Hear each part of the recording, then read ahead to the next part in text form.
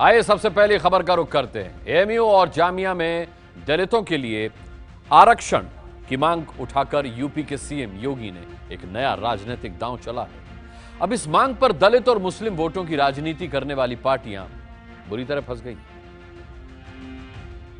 जो लोग कह रहे हैं कि दलितों का अपमान हो रहा, उनसे पूछा जाना चाहिए कि आखिर दलित भाइयों को अलीगढ़ मुस्लिम विश्वविद्यालय और जामिया मिलिया विश्वविद्यालय में भी आरक्षण का लाभ मिलना चाहिए। इस बात को कब उठाने का कार्य ये लोग करेंगे। यूपी के सीएम योगी आदित्यनाथ ने बड़ा राजनीतिक दांव खेला है। योगी ने विरोधियों पर वार करते हुए ये बात कल कन्नौज में कही थी। दलितों के लिए आरक्षण की वकालत करते हुए बाकायदा योगी ने बनारस हिंदू विश्वविद्यालय का भी हवाला दे दिया। आखिर इन विश्वविद्यालयों में सुविधा क्यों नहीं मिलनी चाहिए? अगर काशी हिंदू विश्वविद्यालय में मिल सकती है, अगर वहां पर दलित और पिछड़े छात्रों को आरक्षण की सुविधा का लाभ मिल सकता है, तो अलीगढ़ मुस्लिम विश्वविद्यालय में क्यों नहीं मिल सकता? हम इस बात की मांग आखिर क्यों नहीं वहां से उठती है? ये लोग सब मौन हो जाते हैं। भाइयों बहनों, इस तुष्टीकरण को पहचानने की आवश्यकता है। 2019 जीतने के लिए योगी ने विरोधी खेमे में सेंध लगा दी है और इस सेंध का रास्ता जाता है देश की दो प्रमुख मुस्लिम यूनिवर्सिटी से होकर। एएमयू अलीगढ़ में है और जामिया मिलिया दिल्ली में। दलितों के लिए इन दोनों संस्थानों में आरक्षण की वकालत करके योगी ने दलित और मुस्लिमों का शुभचिंतक बताने वाली पार्टियों को सियासत के दोराहे पर खड़ा कर दिया है। अब अगर बीजेपी विरोधी दोनों संस्थानों में दलित आरक्षण का समर्थन करती है तो मुस्लिमों की नाराजगी झेलनी पड़ेगी, और अगर समर्थन नहीं करती है तो फिर दलितों में बीजेपी ये संदेश देगी कि असली हितैषी तो वो है। यानी बीजेपी के दोनों हाथों में इस वक्त लड्डू हैं। लिहाजा एएमयू छात्र संघ इस मुद्दे पर क्या कहता है वो भी जान लीजिए।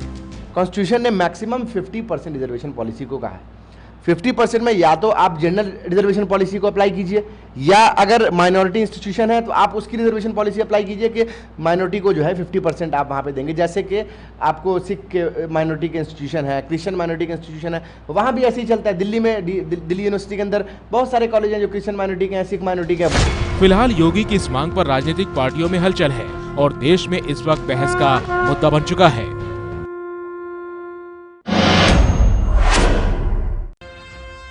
आपको बता दें, असल में आरक्षण के इस विवाद में सुप्रीम कोर्ट ने अड़ंगा लगा रखा है। हालांकि मोदी सरकार जरूर चाहती है कि दलितों को यहां आरक्षण मिले। आगे बढ़ते हैं, बीजेपी के दलित वाला एक और दांव आपको दिखाते हैं। लगता है कि बीजेपी अपनी रणनीति के तहत महागठबंधन बनाने की सोच रही पार्टियों को लड़ाने में जुटी है। पंकज झा की रिपोर्ट देखेंगे तो पूरी कहानी समझ में आ जाएगी। मायावती के बंगले को अब काशीराम गेस्ट हाउस के नाम से याद किया जाएगा तो अखिलेश वाले बंगले को लोग टोटी गायब करने के लिए याद करेंगे। यानी मायावती का नाम हो रहा है और अखिलेश बदनाम। इन तस्वीरों की सियासी कहानी ये है कि मायावती को लेकर योगी नरम दिख रहे हैं, जबकि अखिलेश और कांग्रेस पर गरम नजर आ रहे हैं। किस देश के अंदर किस प्रकार की स्थितियां चल रही हैं। भाइयों बहनों, जो आपातकाल थोपने वाले लोग हैं उस देश के अंदर लोकतंत्र की दुहाई दे रहे हैं। जो जितना बड़ा भ्रष्टाचारी है उतने बड़ा सदाचारी होकर के प्रवचन करने का प्रयास कर रहा है। उत्तर प्रदेश के अंदर जो सरकार थी वह सरकार विकास में रुचि नहीं लेती थी। उसे जनता से मतलब नहीं था, उसे गांव से मतलब नहीं था। खनन किया है जो अखिलेश यादव की सरकार में 1400 करोड़ थी, आज अर्चना जी ने एक साल के अंदर उस विभाग की आय को बढ़ा करके 3500 करोड़ से ऊपर बढ़ा दिया है।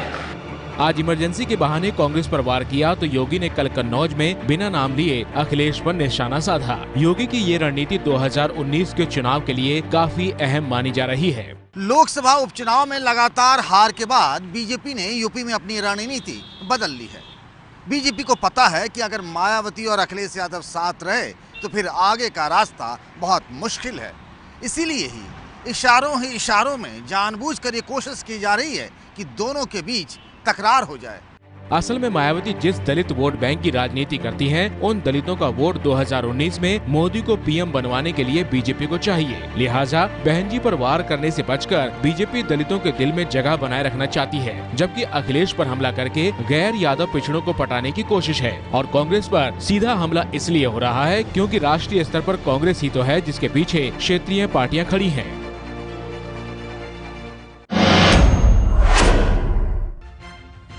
और चलिए अब बिहार ले चलते हैं आपको, जहां झगड़ा सीटों को लेकर एनडीए में ही है। हालांकि झगड़ा कम, ये रगड़ा ज्यादा लग रहा है। प्रकाश कुमार की रिपोर्ट देख लीजिए। जब हम बड़े भाई के रूप में बोल रहे हैं कि नीतीश कुमार जी बड़े भाई के रूप में है, तो निश्चित तौर पर हम ज्यादा सीट पर लड़ेंगे, बीजेपी से ज्यादा, निश्चित तौर पर। अभी सीटों का बात करना, वक्त की सहनाई बजाना होगा। वक्त आने दीजिए, सब कुछ ठीक हो जाएगा। कौन सा वक्त है? अभी चुनाव में काफी वक्त है, चुनाव नजदीक आएगा, सही समय पर फैसला हो जाएगा। जेडीयू ज्यादा सीटों पर लड़ने की बात कर रही है तो बीजेपी इसे बेवक्त की शहनाई का दर्जा दे रही है। जेडीयू नीतीश के चेहरे पर चुनाव की बात कर रही है तो बीजेपी के प्रवक्ता एनडीए के चेहरों की लंबी लिस्ट गिना रहे हैं। भारतीय जनता पार्टी को नेताओं को बोलना चाहता हूं कि दो बार नीतीश कुमार जी के नेतृत्व में एनडीए चुनाव लड़ा, उसका ही परिणाम देख चुके हैं, और एक बार माइनस नीतीश कुमार जी चुनाव लड़ चुके हैं तो उसका ही परिणाम देख चुके हैं। माइनस नीतीश कुमार जी एनडीए का मतलब कुछ नहीं है। जेडीयू के प्रवक्ता तो सीधे बोल रहे हैं कि उन माइनस नीतीश कुमार एनडीए कुछ नहीं है। अब देखिए, एनडीए सब नेताओं को मिलाकर एनडीए है। उसमें नरेंद्र मोदी है देश के अंदर, तो राज्य के अंदर नीतीश कुमार भी हैं, रामविलास पासवान भी हैं, उपेंद्र कुशवाहा भी हैं, सुशील मोदी भी हैं, नित्यानंद राय भी हैं, नंदकिशोर यादव भी हैं, अश्विनी चौबे, तमाम लोग बिहार में एनडीए के चेहरा। नीतीश कुमार अकेला चेहरा नहीं है। नहीं, जब एनडीए है तो स्वाभाविक है सभी नेता चेहरा हों। जेडीयू पुराने नतीजों के हिसाब से 2 सीटों का बंटवारा चाह रही है तो बीजेपी का कहना है कि पुराने फॉर्मूले समय के साथ बदलते रहते हैं।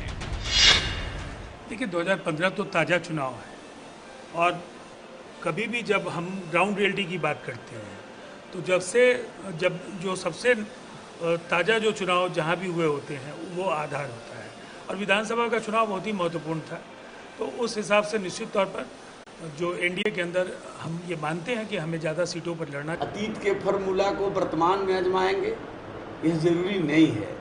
नई परिस्थितियों में सीटों का आकलन करना, ज़मीनी हकीकत को समझना, राजनीतिक दलों की का जो आधार है, उनकी जो ताकत है, उसका मूल्यांकन करना, ये सब चीज़ों को देख करके ही सीटों का बंटवारा होगा। जेडीयू और बीजेपी में सीट बंटवारे को लेकर जुबानी जंग अब तेज हो चुकी है।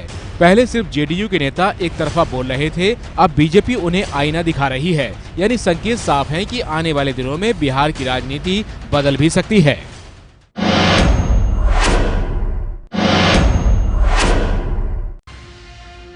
आप देख रहे हैं 2019 कौन जीतेगा, और अब आपको ले चलते हैं राजस्थान में वसुंधरा सरकार को लगा है झटका। कैसे? सत्ता विरोधी लहर के बीच एक सीनियर नेता ने पार्टी छोड़ दी। राजस्थान में बीजेपी की वसुंधरा सरकार की मुश्किल कम होने का नाम नहीं ले रही। एक तरफ बीजेपी यहां सत्ता विरोधी लहर से परेशान है, दूसरी ओर पार्टी के सीनियर नेता घनश्याम तिवारी ने बीजेपी को छोड़कर भारत वाहिनी पार्टी बना ली है।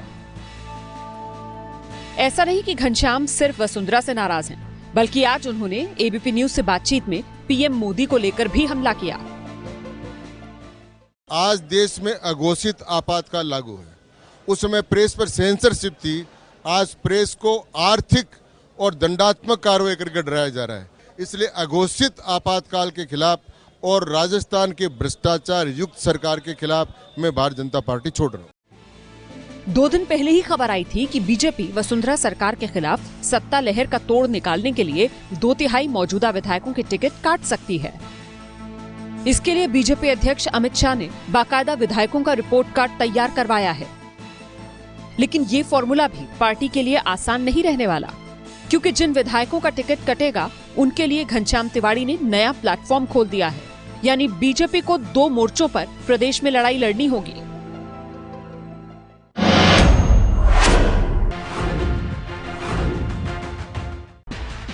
बिहार के बेगूसराय में शराब पीने से 4 लोगों की मौत के बाद तेजस्वी यादव ने शराबबंदी को फेल बताया। तेजस्वी ने कहा है कि राज्य में 10,000 करोड़ से ज्यादा का शराब का अवैध धंधा हो रहा है। भोपाल में बीजेपी की महिला कार्यकर्ताओं ने विधानसभा में विपक्ष के नेता अजय कुमार के खिलाफ प्रदर्शन किया। असल में अजय कुमार की मां ने बेटों पर संपत्ति हड़पने का आरोप लगाया है।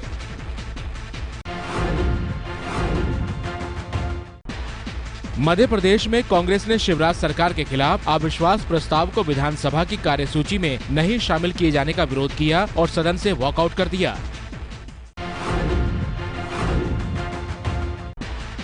दिल्ली में पेड़ों की कटाई पर रोक लगाने के बाद आम आदमी पार्टी ने इसे अपनी जीत बताते हुए केंद्र पर हमला बोला है। पार्टी ने कहा है कि एक पेड़ भी कटने नहीं देंगे।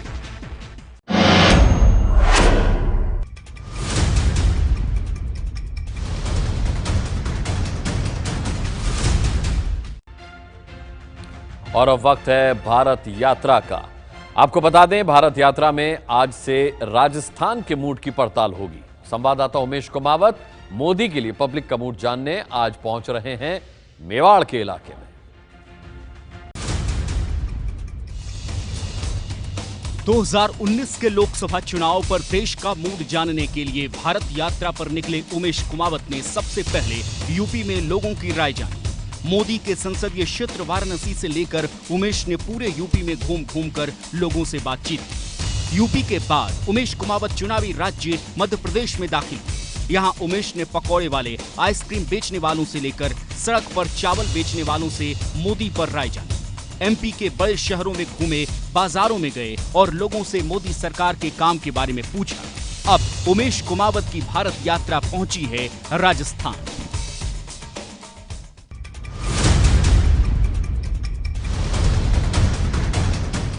नमस्कार, मैं हूं उमेश कुमावत और भारत यात्रा में आपका स्वागत है। मध्य प्रदेश का हमारा सफर खत्म होने के बाद अब हम पहुंच चुके हैं मध्य प्रदेश और राजस्थान की सीमा पर।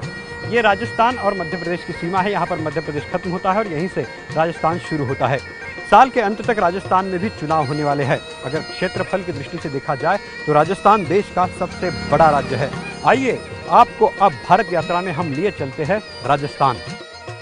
मध्य प्रदेश का सफर पीछे छूट चुका है और राजस्थान की सीमा में दाखिल हो चुके हैं मेवाड़ रीजन का मूड बताने के लिए।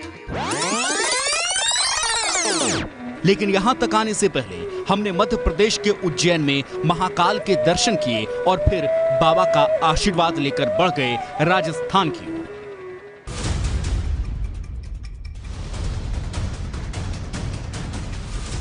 अब हमारी गाड़ी चित्तौड़गढ़ की तरफ जा रही है। चित्तौड़गढ़ है तो छोटा शहर, लेकिन इसकी पहचान दुनिया भर में है। किले के बड़े दरवाजे से होते हुए हम दाखिल हुए चित्तौड़गढ़ के मशहूर किले में।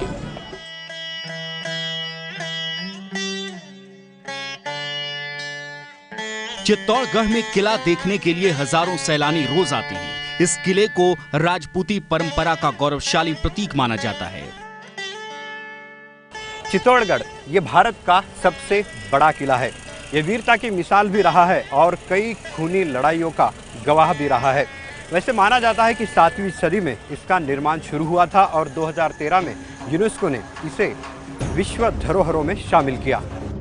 इस किले में प्रवेश के लिए 7 दरवाजे हैं जो कुछ दूरी पर बने हुए हैं। इसलिए इस किले पर प्रवेश पाना शत्रुओं के लिए काफी मुश्किल था। 1550 के आसपास चित्तौड़ मेवाड़ की राजधानी थी। महाराणा प्रताप यहीं के राजा थे। इसी चित्तौड़गढ़ में रानी पद्मिनी का महल भी है, जो रावल रतन सिंह की पत्नी थी। पद्मिनी महल के पास ही एक छोटा सा महल पानी के बीच बना हुआ है। माना जाता है कि रानी पद्मिनी ने रावल रतन सिंह के युद्ध में मारे जाने के बाद जौहर किया था। मेवाड़ में लोकसभा की 5 सीटें आती हैं: बांसवाड़ा, भीलवाड़ा, चित्तौड़गढ़, उदयपुर, राजसमंद। 2014 के चुनाव में सभी 5 सीट बीजेपी ने जीती थी। राजस्थान में इसी साल विधानसभा चुनाव भी हैं, लिहाजा यहाँ की राजनीतिक सरगर्मी समझना और ज्यादा जरूरी है। यही जानने के लिए हम चित्तौड़गढ़ के गोल प्याऊ चौराहे पर घड़ी की दुकान चलाने वाले राजेश लुनानी के पास पहुंचे। चुनावी चर्चा शुरू की तो उन्होंने विकास से शुरुआत की। सीवरेज का काम चल रहा है यहाँ पे, सारी सड़कें ख़राब कर रखी है। अभी जैसे चुनाव आने वाला है तो इन्होंने जल्दी में वापस बंद करके सीवरेज का काम और रिपेयर कर दी। भाई फिलहाल भी चुनाव तक रोक दिया उसको 1.5 साल के लिए। 3 साल से पूरे शहर परेशान हो रहा था, रास्ते सारे जाम, खड्डे खोद रखे हैं जगह जगह सीवरेज के लिए। विकास का काम लटके होने की वजह से राजेश नाराज से दिखे। फिर हमने मोदी और वसुंधरा को लेकर सवाल पूछ लिया। लोकसभा चुनाव में तो मोदी जी को देख के वोट करेंगे, विधानसभा चुनाव में अपना कैंडिडेट देख के वोट करेंगे।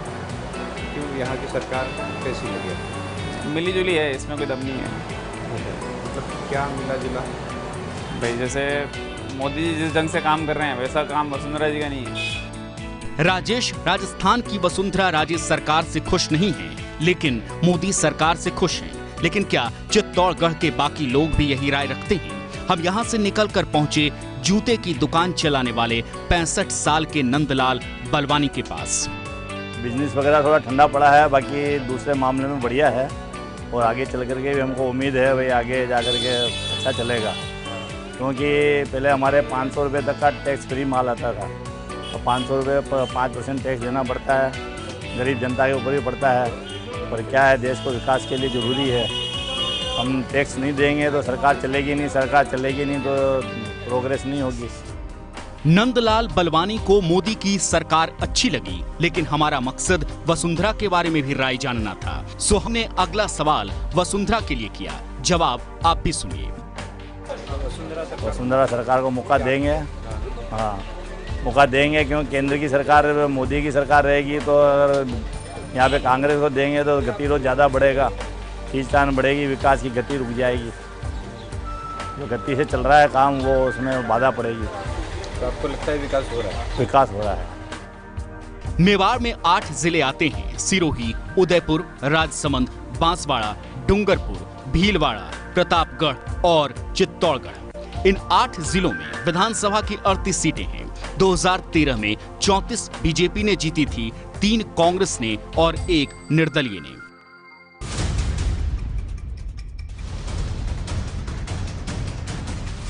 चित्तौड़गढ़ से निकलकर हम उदयपुर की ओर बढ़ गए। मेवाड़ को पहले उदयपुर राज्य के नाम से जाना जाता था।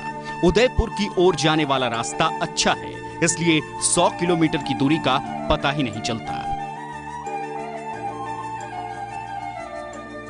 रास्ते में चलते हुए हमें ऊंटों का झुंड दिखाई दिया।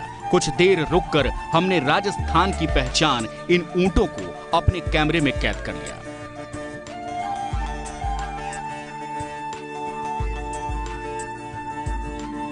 फिर उदयपुर की ओर बढ़ते हुए हमें रास्ते में कहीं फ्लाईओवर के निर्माण का काम होता हुआ नजर आया, तो कहीं पहाड़ काटकर रास्ते को चौड़ा करने का काम चलता हुआ दिखा। लेकिन फर्राटा भरती गाड़ी से सफर करते हुए कुछ देर बाद हम पहुंच गए झीलों के शहर उदयपुर में।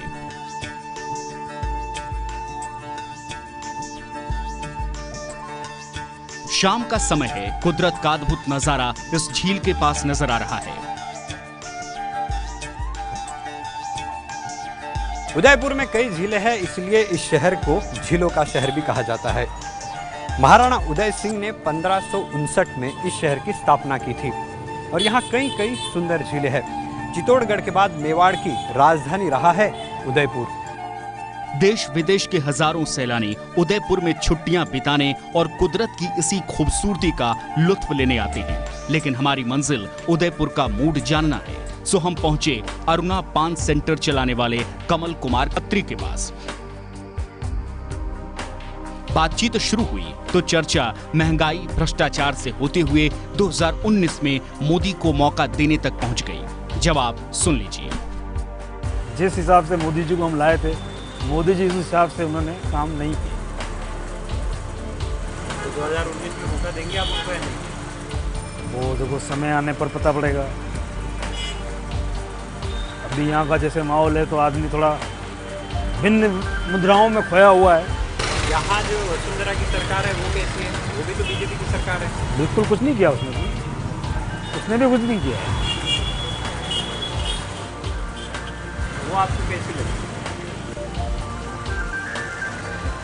लगेगा कुछ काम किया हो तो लगे ना, काम तो कुछ हुआ ही नहीं।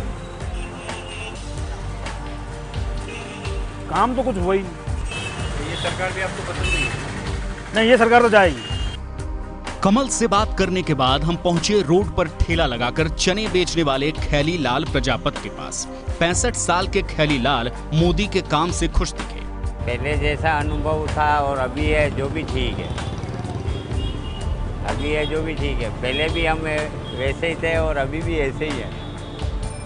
पहले की सरकार थी जब भी वैसे ही थे और अभी की सरकार है तो भी वैसे ही है, मगर मोदी देश के लिए ठीक क्या ठीक लगा? है। ठीक है, विदेश के वजह से बढ़िया है,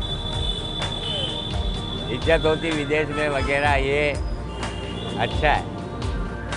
अच्छा, अखबार में आता तो मोदी मोदी आ रहा है अभी।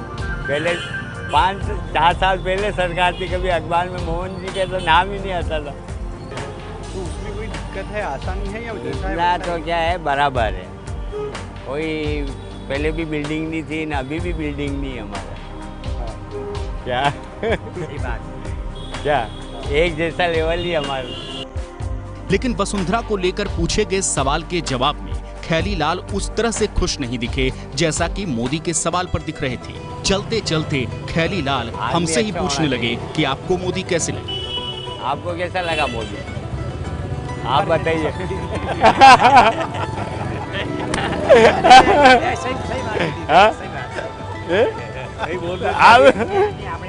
मैं कह रहा हूँ आपको कैसा लगा मोदी।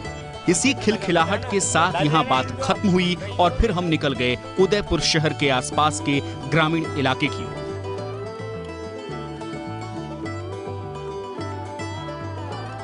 उदयपुर से करीब 25 किलोमीटर दूर एक गांव है टीडी। आदिवासी और मजदूर लोगों की ज्यादा बस्ती है। यहाँ हमें खाना बनाने के लिए चूल्हा जलाती हुई मिली प्यारी बाई।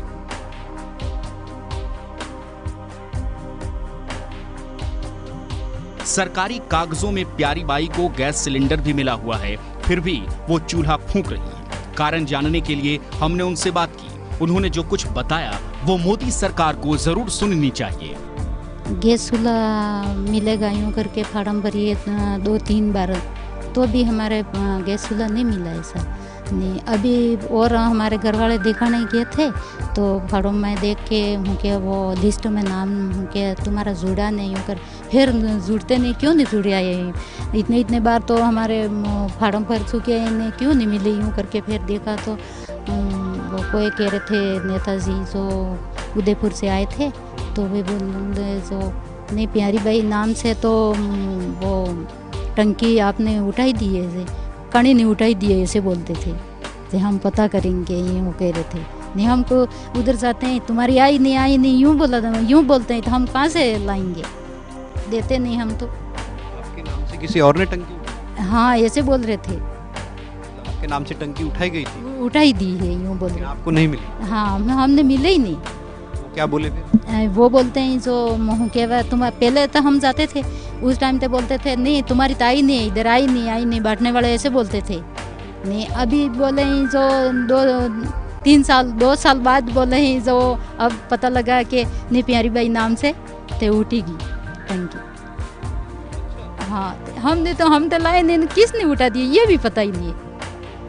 यानी जिस उज्ज्वला योजना का मोदी सरकार ढिंढोरा पीटती है उसमें कैसे चोरी हो रही है उसका एक नमूना है।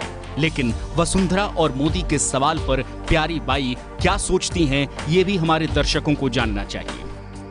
वसुंधरा सरकार भी सही अच्छी बात कर रही है, मोदी सरकार भी अच्छी कर रही है। सरकार तो बहुत अच्छी लगी है, लेकिन ये नेतागिरी कौन कर रहा है, वो छोटे वो नेता है तो वो हमको फ़ायदा नहीं मिलने देते।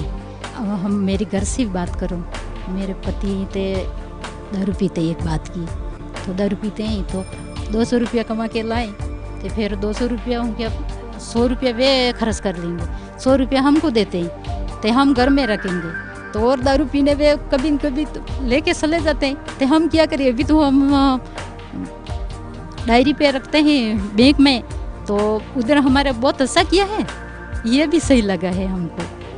हाँ खाता खुलवाया वो आपको अच्छा लगा? अच्छा लगा। जनधन में खाता खुलवाया था? हाँ। प्यारी बाई तो मोदी और वसुंधरा से खुश दिखी, लेकिन इसी गांव के रहने वाले 28 साल के भैरूलाल सरकार से खुश नहीं हैं।